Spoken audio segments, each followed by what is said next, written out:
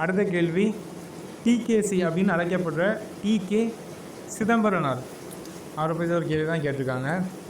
ஒரு 4 தொழில்கள் கொடுத்து இது அவருக்கு தொடர்பு இல்லாதது அப்படின்னு சொல்லிட்டு கேட்டிருக்காங்க. தமிழ் எழுத்தாளர், திறனாய்வாளர், வழக்கறிஞர், பேராசிரியர். இது பார்த்தோம்னா புது புக்கில் நூல்வெளியில் இருக்குது. அதாவது புது புக்கில் பார்த்தோம்னா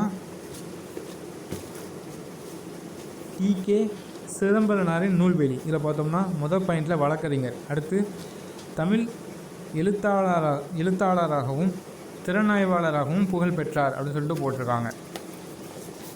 இதில் பாருங்கள், தமிழ் எழுத்தாளர், திறனாய்வாளர், வழக்கறிஞர். அப்போ எது வராதுன்னா பேராசிரியர் தான் வராது, 4 மட்டும் வராது.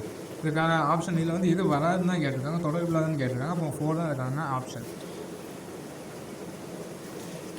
இந்த கொஸ்டின் பார்த்தோம்னா 7th வந்து நூல்வெளியில் தான் கேட்டிருப்பாங்க.